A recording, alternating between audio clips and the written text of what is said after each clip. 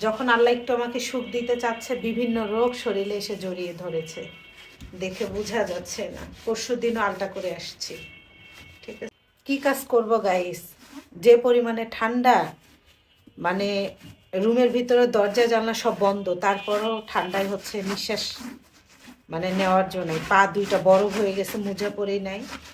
যেহেতু মাস শেষ, 30 তারিখ, কালকে সবারই বাসা চেঞ্জ করা, যারা চেঞ্জ করবে ধুম পড়ে গেছে, আমিও চেঞ্জ করব। তো কোথায় যাচ্ছি না যাচ্ছি তোমাদের সাথে শেয়ার করবো আপুরা।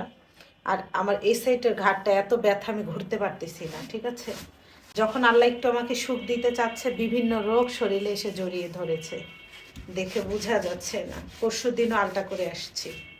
ঠিক আছে, তো আপুরা দোয়া করো, আল্লাহ যেন একটু আমাকে হায়াত দেয়, বুঝছো?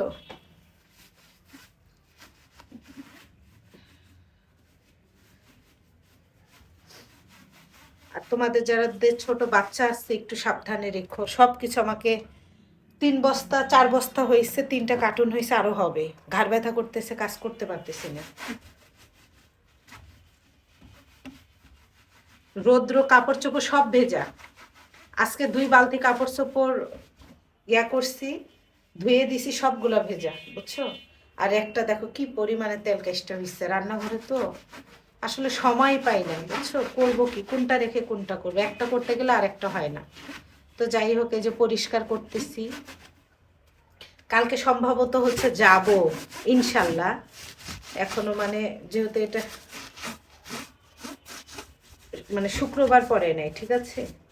আজকে হচ্ছে সোমবার, কালকে মঙ্গলবার।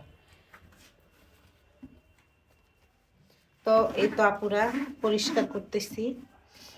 যাওয়ার আগে একটু হালকা উপর দিয়ে, মানে তেল কেসটা অনেক পরিমাণে জমছে। শীতের দিন যে তাড়াতাড়ি করে একটু কাজ করতে পারতেছি না, মানে একটু পর পর বসে বসে পড়তেছে কাজ করতে। আর আমি এমনি একটু অলস প্রকৃতির মানুষ। তা আমার মতো কে কে অলস আছো বলবা তো একটু কমেন্টে। আমি এমনি ঠান্ডা, মানে আমার গরমও বেশি ঠান্ডাও বেশি। গরমে মাথা ঠিক থাকে না, শীতের দিন কম্বলের নিচ থেকে উঠতে ইচ্ছা করে না।